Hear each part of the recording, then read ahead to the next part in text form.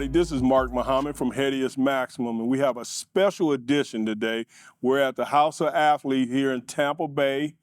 The facility is Yo Murphy.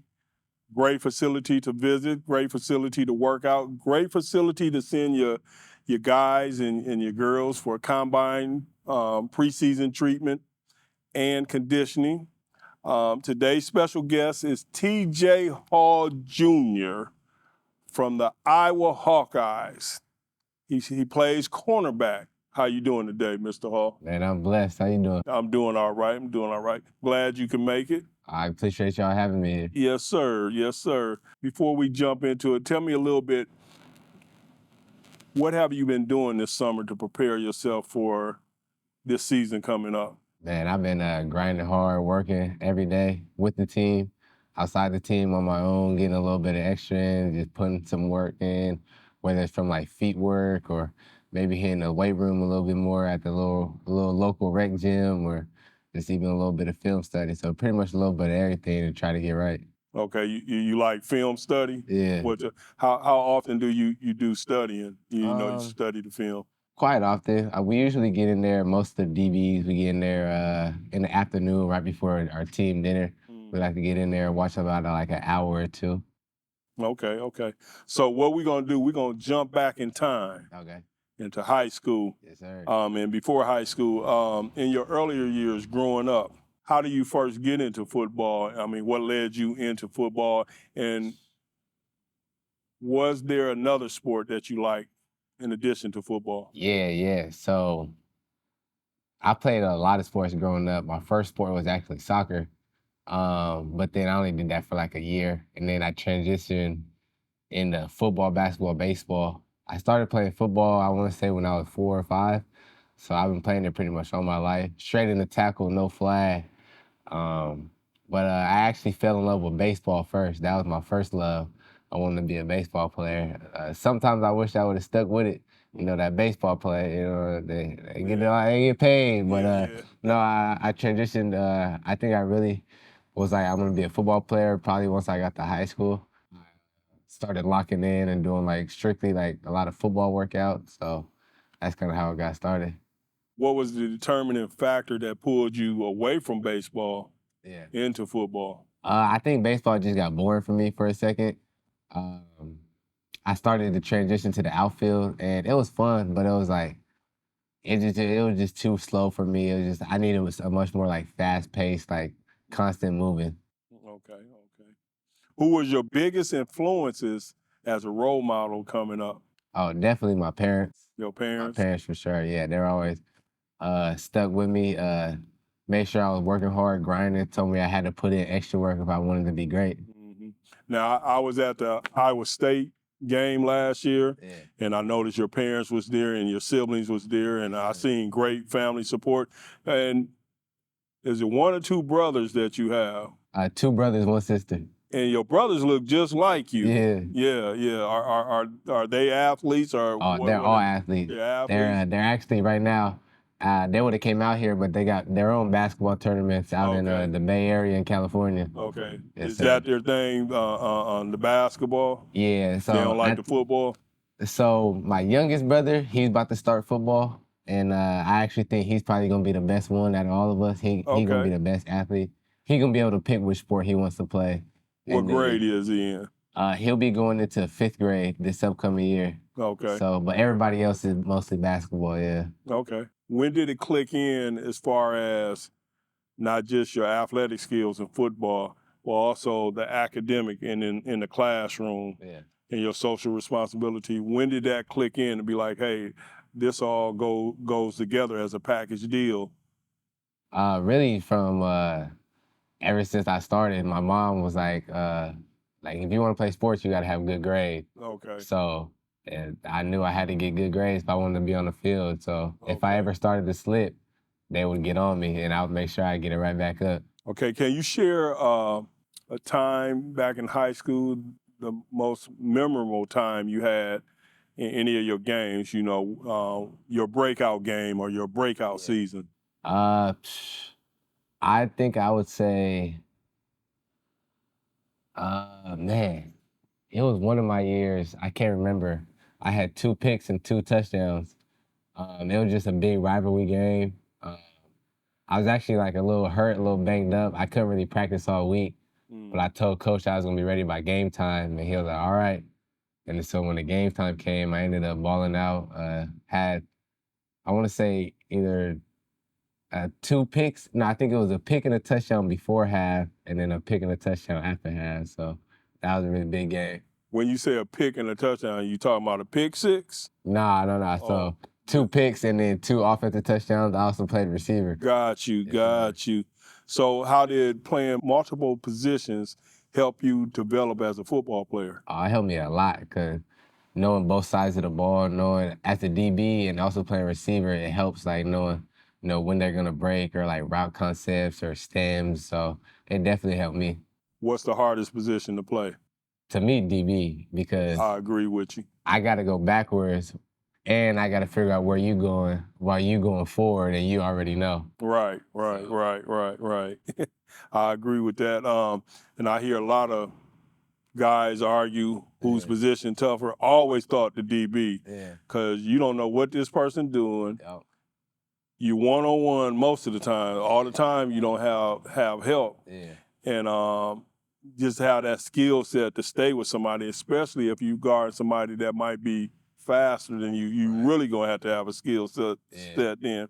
When you start being recruited or when colleges became interested in you, what was the first colleges that became interested in you? And then how did that motivate you to give even more of your time and energy to your craft? Yeah, so my first offer was actually from the hometown school, Fresno State. Okay. And then after that, I started to get a lot more, after the first one, it starts to build up. So I had a lot of like Mountain West schools, a couple Pac-12s. I think the early Pac-12s were like Arizona, Oregon State. I can't remember too many other ones. I think Colorado was in there. So those are a lot of the early ones. And then later, like that summer, I started to get more. I ended up getting Washington and Michigan. And then I think my senior year, I ended up getting Iowa. And so it was a pretty good process. I actually ended up committed to 2 other schools before I committed to Iowa. But then I ended up at Iowa. So and I'm glad I did. It ended up being a great decision. So what made you decommit and go to Iowa? What did that look like? Yeah, so I was committed to the University of Washington, and they were having a rough year, and their coaches ended up getting fired, so they had a whole new staff coming in. And then I had took a visit to Iowa during their Penn State game when they won, became number 2 in the country. Everybody rushed the field. So it was a great experience, and I know they had coaching stability, and I knew that the coaches were going to be there. So it was a no-brainer, and they got one of the, if not the best, DB coach and defensive coordinator in the country. Yeah. Iowa definitely has a good defensive team, good defensive individuals. Yes, sir. And y'all been showing up every game and every season, and I like what. And to be honest, I never watched Iowa football until a little young fella I knew watched growing up, and he went to Iowa, and he's still at Iowa. Yes, sir. And Deontay Craig, you know who we're talking about. And that's what made me watch Iowa football. And as I watch Iowa football, I'm a defensive person. Like I played safety also. So I started to love Iowa even more on the defensive side. Right. Because I can tell y'all knew what y'all was doing and y'all was coached. Y'all are coached real good. So it's fun watching that defensive side of the ball. So it's going to be exciting watching y'all this year. Lock boys down, knock boys down, and all that good stuff. So going into Iowa, how was it like playing your first game at Iowa? It was crazy. Describe that feeling to me. Putting on the jersey, you probably smelled it like, this is what college is like. No, it was crazy. First home game, it's different being in the stands and you actually running out there. You got everybody that's cheering for you, 70,000. Man, it was just electric. I think it was I'm pretty sure it was like an 11 o'clock game, day game. So we ended up winning, but It was a great environment. It was crazy. First college game was a great experience. So how did it feel when you, and it might have been the same game, but how did it feel when you first seen your parents in the stand at a college game? Oh man, that was surreal because they make every game, but that being the first game, the college game, it was like, man, I'm really playing college football. Like, it was a dream come true. And y'all from California, right? Yes, sir. So that's a heck of a commitment from a parents to make every game from California to wherever you guys are playing at, whether it's Big Ten or whatever. Yeah. Yeah, they make every game. So Yeah. even going back all the way to high school and before that, I'm pretty sure they made every game. I couldn't remember them missing a game. Yeah. So they've always been there. Yeah, like last year when we was down here in Tampa, your dad showed up and Yes, sir. here every day and stuff, and I enjoyed your dad, good dude, good Appreciate person, that. and Yes, sir. So and Mr. Hall, we miss you this year. Next year you got to make it down here. Yeah. Yeah, sir. So describe how it felt when you got injured. Oh man, that was a sick feeling because I've never dealt. Well, I've dealt with an injury before, but it wasn't like during a season. So for that to keep me out for as long as it did, it was very frustrating because me being a competitor and me wanting to play, I wanted to get back out there, be with my teammates. I hate missing any type of time from football, no matter what's the reason. So it was a very sick feeling, and it was just I don't want to say it got to me, but it got to me a little bit because it was just very frustrating, and you wouldn't think with the injury I had, like me, I was like, man, there's no way a little foot injury could keep you out this long, but it did. But I ended up coming back healthy from it, coming back stronger, so it ended up being good. I got to see the game from a different perspective. So what was the lessons that you learned from being injured? Because this is something you can share with future athletes who will be injured and probably feel the same frustration and impatience and all that. So share with them or share with us how you took that on and possibly how they can take it on. Man, I would just say, and everybody says this, but you never really like know how it is until it happens. Just like don't take the game for granted, cause like when you miss time, it's like dang, like you really like man, like I really love football. I really miss being out there, and so just don't take the game for granted. Play like you might not get to play tomorrow or play again. Which coach has influenced you the most or fed you the most knowledge to help you develop and grow as a player and as a student athlete? Tell me about your system of people or your network of people around Iowa to help you to develop. Yeah, definitely Coach Parker. He got so much game, so much knowledge. He's just always spitting so many facts and so much just telling you a lot of great information and just helping me get better as a football player, understanding the game from each perspective, from watching the film to being out there and just slowing the game down so you can react so much faster. So he just taught me a whole lot. Okay. So what goals do you have for yourself this year on the field and off the field? Yeah, man, I actually, I don't got my phone on me, but I have my goals on my phone on my lock screen. One of the goals I can just start with is first earn the starter quarterback role for the season. Then I got a goal of getting like 10 interceptions. 10 interceptions. Yeah, because I got to think that's what we play about 12 games. And they going to throw to you, you know what I'm saying? They got to throw. So hopefully that's a one a game. I want to be a Jim Thorpe finalist. A Big Ten Corner of the Year finalist, winner. So I got a lot of goals. So you can't achieve it if you don't believe it. Yes, sir. Yes, sir. Yes, sir. And by a new look on the outside, we know Deshaun Lee will be on one side, you'll be on the other side, but it's kind of a new look for other teams. Yeah. So you know they're going to be trying y'all. So Exactly. the opportunity for picks are there. They're there. I just got to And capitalize. You got to capitalize. You got to be ready. How do you stay motivated and focused during the off season? Yeah. It's, my dad told me, I wouldn't consider it motivation. I consider it being driven. I feel like when you're driven, it's always gonna be there. Like you got no choice to not be complacent. Like motivation, I think it comes and goes. You can be motivated by something that morning, or like you woke up mad. I'm motivated, but I feel like I'm driven to be better, driven to be the best. So that's where I'm at right now. Okay. Can you share any pregame rituals or routines that you follow? I wouldn't say rituals, but like I guess I do it consistently. I always listen to gospel first once we get on the bus. And then as we get closer, I'll start to maybe turn it to a little something more hip hop or something that I listen to. And then once we get closer to the game, I'll get another gospel song in and just slow it back down. Okay, all right. What advice would you give to young athletes who's trying to play at the collegiate level? Yeah. Man, always be grinding, get extra work in, and get in the film room. You can have all the talent in the world, but if you don't get in the film room, you don't know what you're doing, it's not gonna work.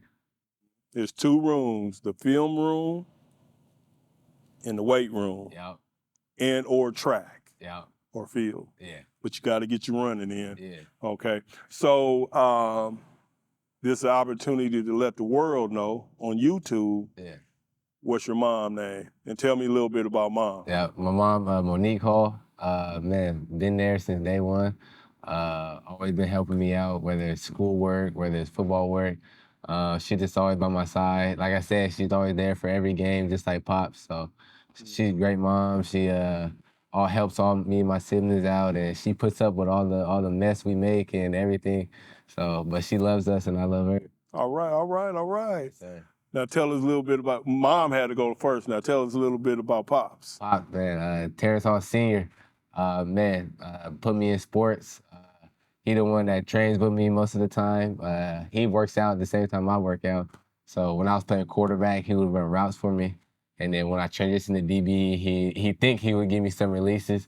But he says he can still give me a little bit to this day. So he can give you some work. He said he got about 5 to 10 yards for me. So every time I come home, he always says he's ready to race. So hopefully next time I see him, he'll be ready. Okay. But yeah, Pops, man, he always been there. Like Yes, I sir. never missed a game, Yes, always sir. there, got my back no matter what. Yes, sir. That's great. And name off your siblings. Yes, sir. So I got set to twins. So Jordan and Lauren. Jordan's the older twin, and then you got Lauren. And then my youngest brother, he's 10. His name is Carter. Carter King. Okay, Carter King. Okay. So with that being said, we got moms, we got pops, we got your siblings. So now the football world wants to know, who is TJ Hall Jr.? Yeah, man, I just feel like I'm a real solid, down-to-earth guy. Kind of chill, calm, cool, collective. Kind of maybe that West Coast vibe. Yeah, I just feel like I'm just real laid back, but I put the work in, I grind, I get to it, and I'm definitely a hard worker. Yeah, and I feel like I'm always there for somebody when they need me, and I'll just keep it real with you all the time. Okay. So when you said you grind, and I heard everything else you said, as far as an athlete, football player, do you feel you're coachable?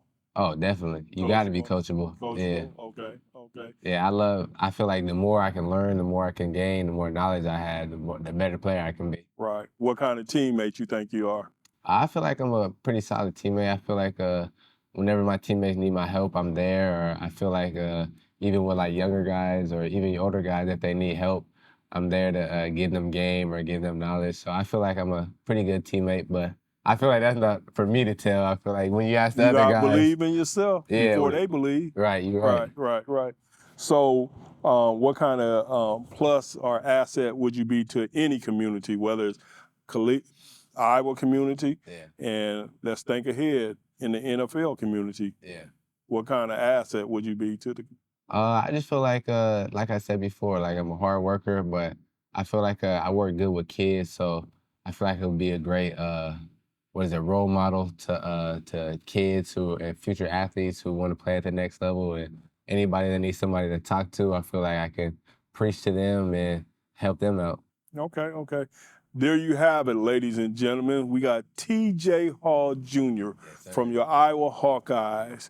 Check him out at the cornerback position. He's worth watching. This has been Headeus Maximum. We're at the House of Athlete in Tampa, Florida. And thank you for the interview. Thank you.